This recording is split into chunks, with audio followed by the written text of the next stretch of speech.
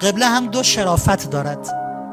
شرافت اول قبله اینی که این نقطه شریف ترین نقطه روی کره زمینه.